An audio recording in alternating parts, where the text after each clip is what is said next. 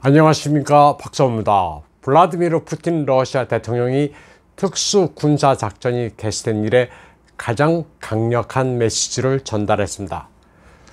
푸틴 대통령은 국가두마 의원들과의 간담회에서 서방 국가들이 전쟁에서 러시아를 이기고 싶어 한다는 말을 듣게 된다고 말했습니다. 그러면서 거기에 대해 뭐라고 하겠느냐, 마음대로 해보라고 그래라, 우리는 아직 아무것도 시작하지 않았다고 호기롭게 말했습니다. 아직 본격적인 전쟁이 시작된 게 아니라는 메시지입니다. 그리고 마지막 우크라이나인이 남을 때까지 러시아와 싸우기를 서구는 바란다는 말도 많이 들었다고도 말했습니다. 그렇게 되면 우크라이나인들에게는 비극이지만 지금 우리는 그 방향으로 가고 있는 것 같다고 말했습니다. 푸틴 대통령은 또 이 자리에서 러시아는 우크라이나와 평화협상을 할 준비가 되어 있다면서 이를 거부하는 이들은 분쟁을 오래 끌수록 협상이 더욱 어려워질 것임을 알아야 한다고 경고했습니다. 푸틴 대통령은 서방의 목표가 러시아와 우크라이나 간의 갈등을 유발하는 것이라면 그것만큼은 분명히 성공했지만 전략적 차원으로 볼 때 서방은 모스크바가 우크라이나에서 군사작전을 시작했을 때 이미 패배했다고 말했습니다. 전쟁의 시작은 또 미국적 세계 질서의 완전한 붕괴의 시초를 의미한다고도 경고했습니다.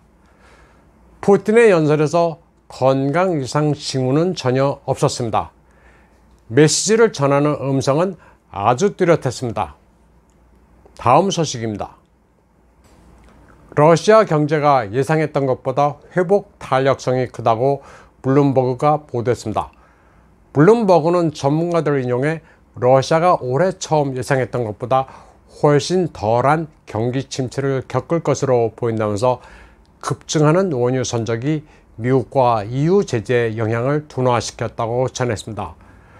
러시아 경제가 금방이라도 망할 것처럼 나팔을 불던 종전의 태도를 언제 그랬냐는 듯 확 바꿨습니다.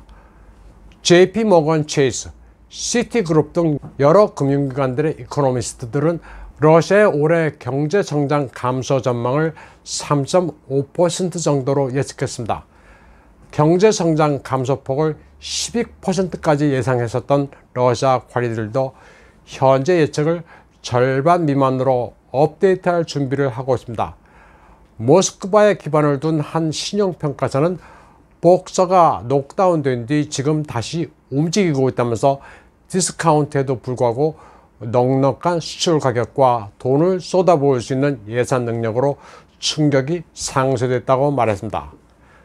블룸버그는 그러나 경제가 아직은 적어도 2009년 이후 가장 급격한 위축에 직면해 있다고 주장하면서 전쟁 이후 몇 주 동안 통화를 안정시키기 위한 정부의 조치가 금융위기를 막았고 수출로 인한 홍수 같은 수익이 뒤따랐다고 전했습니다. 모스크바의 고등경제대학 개발센터에 계절적으로 조정된 데이터에 따르면 러시아의 5월 산업 생산은 전월보다 1.7% 증가한 것으로 나타났습니다. 그리고 이는 생산자들이 초기에 반러시아 제재 충격에 적응한 신호일 수 있다고 말했습니다. 경제학자들은 내수 증가와 아시아의 수출 구매자로의 전환으로 인한 원유 생산량의 반등이 러시아 경제의 큰 원동력이라고 시작했습니다. 로스뱅크의 경제학자 예프게니 코셸레프는 2022년에 예상했던 만큼의 스트레스는 없다면서 예산과 통화정책이 전반적으로 시장에 자극을 주고 있다고 평가했습니다. 우크라이나 사태, 이로 인한 진영 간 상호 제재, 무역정책, 보호무역주의, 미국의 아프가니스탄 처치 등 아주 복잡한 국제정세의 근본적인 변화 속에서 두드러지는 인도 외교에 대해 소개해 드리겠습니다.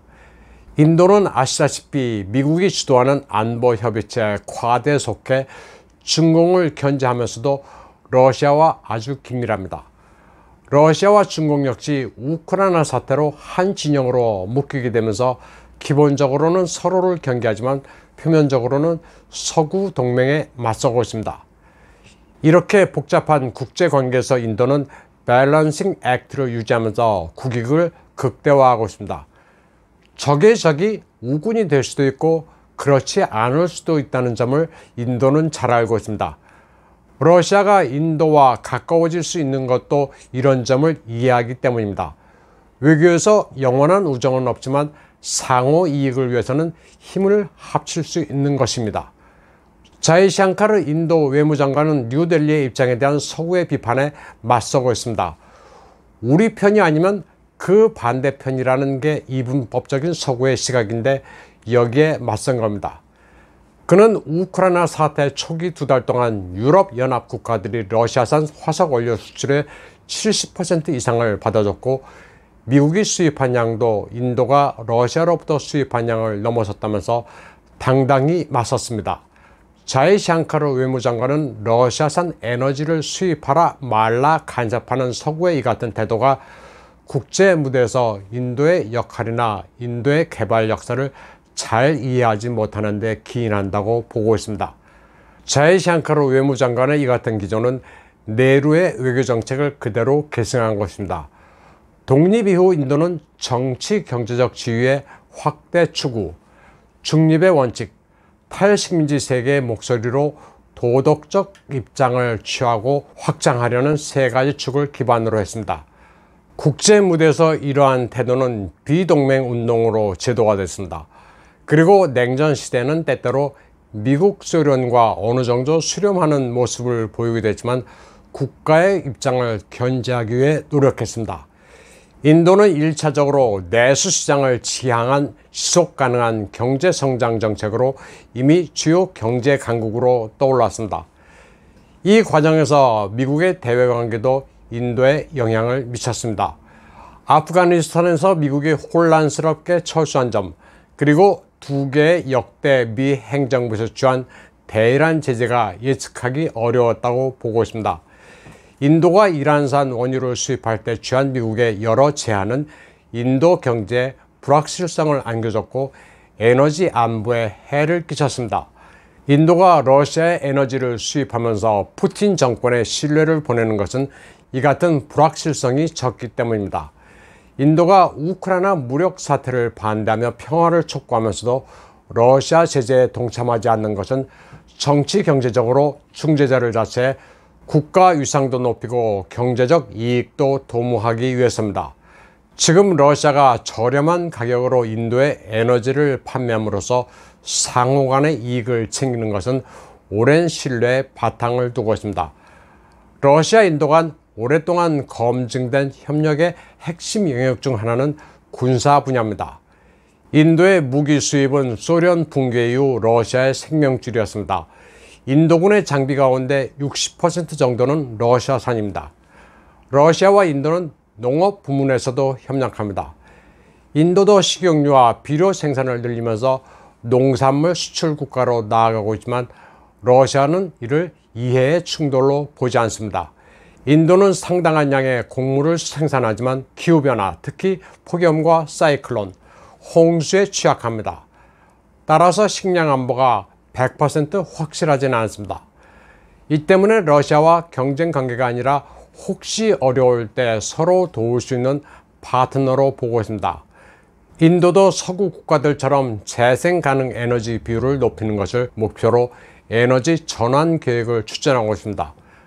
그러나 에너지 안보는 정부가 보장해야 하기 때문에 재래식 에너지원의 역할은 쉽게 줄어들지 않습니다. 이와 관련해 러시아는 석탄, 천연가스, 원유 공급에서 수익성 있는 파트너가 되고 있습니다. 원유의 가격이 배럴당 1달러 높아지면 국가 예산에서 10억 달러 이상을 더 써야 합니다. 때문에 인도는 2021년에 구매한 양보다 2배 많은 러시아산 원유를 구입하는 한편 극동의 사할린-1 프로젝트에서도 점유율을 늘리고 있습니다. 인도와 러시아는 물류 인프라와 연결 프로젝트에서도 협력하고 있습니다. 인도 태평양에 대한 관심이 높아지면서 첸나이와 블라디보스톡을 잇는 해상교통회랑도 추진하고 있습니다. 러시아가 이 해상회랑을 통해 인도와 이어지면 동남아에서 러시아의 역할도 확대될 수 있습니다. 또 많은 무역 품목의 중간 지점이 될 이란과의 협상도 강화하고 있습니다. 그렇게 되면 이란은 인도가 중앙아시아로 통하는 관문이 될 수도 있습니다. 인도는 독립 이후부터 국가 대전략이라는 것을 가지고 있습니다. 어느 진영과도 동맹을 맺지 않으면서 이익이 있으면 협력한다는 원칙을 지키고 있습니다. 쿼드도 엄밀히 말하면 안보협의체지 군사동맹이 아닙니다. 강대국들이 이에 대해 시비를 걸지 않는 것도 인도가 강국이라는 점 외에 원래 인도는 외교 정책이 그런 나라라는 것을 이해하고 있기 때문입니다. 다음 소식입니다. 영국 총리 보리스 존슨이 사임 의사를 밝혔습니다. 여러 명의 강요와 의원 등 보수당에서만 50여 명이 그의 퇴진을 요구하자 못 견디고 물러났습니다. 이에 대해 러시아 국가두마의장 비아차슬라프 볼로딘은 광대가 떠난다고 텔레그램에서 소감을 밝혔습니다. 볼로딘 의장은 보리스 존슨은 광대라면서 최근 러시아 도시를 폭격한 데 개인적 책임이 있다고 비판했습니다. 보리스 존슨은 전쟁 중이라 자신은 떠나지 않겠다고 버텨섰습니다. 이를 두고 볼로딘 의장은 그가 안간힘을 썼지만 살아남는 데 실패했다고 평가했습니다. 볼로딘 의장은 보리스 존슨이 우크라이나 젤렌스키의 친한 친구이며 후견인이라면서 최근 발생한 벨고로드와 쿠르스크 포격의 책임자라고 말했습니다. 그러면서 영국인들은 그런 사실을 알아야 한다고 말했습니다. 또 보리스 존슨은 우크라이나인이 최후의 한 명까지 러시아군과 맞서 싸워야 한다는 논리를 제공한 이데올로그라고 비판했습니다. 볼로딘은 또 보리스 존슨과 같은 정책의 말로가 어떻게 되는지 유럽의 다른 정치인들도 주목해야 한다고 말했습니다. 보리스 존슨은 특수군사작전이 시작된 지난 2월부터 키예프의 가장 열렬한 동맹이었습니다. 우크라이나에 23억 파운드의 군사 원조를 약속했고 4월에 키예프를 방문한 최초의 서구 지도자 가운데 한 명이었습니다. 젤렌스키도 보리스 존슨을 두고 훌륭한 친구라고 불렀습니다. 2019년에 총리가 된 보리스 존슨은 지난달 의회 불신임 투표에서 가까스로 생존했습니다. 그러나 파티게이트와 측근의 성추문 등 여러 스캔들로 곤욕을 치러왔습니다. 영국도 대러 제재로 경제가 피폐해졌습니다. 스코틀랜드도 내년에 분리 독립 국민투표를 추진하겠다고 선언했습니다. 보리스 존슨은 일단 사임은 했지만 다음 총리가 선출될 때까지 과도 정부를 유지하게 됩니다. 우크라이나 사태 이후 호전적인 분위기와 러시아와의 경제전쟁으로 인한 역효과로 보리스 존슨은 최초로 낭만 유럽 지도자가 됐습니다. 이태리의 드라기 총리도 사정은 별로 밝지 않습니다. 또 독일의 올라프 숄츠, 농민들의 대규모 시위가 발생한 네덜란드, 제대로 된 국민 여론 수렴도 없이 나토에 덜컥 가입한 스웨덴, 핀란드도 정부에 대한 여론이 좋지 않습니다. 오늘 방송은 여기까지 하겠습니다. 시청해주신 여러분 감사합니다.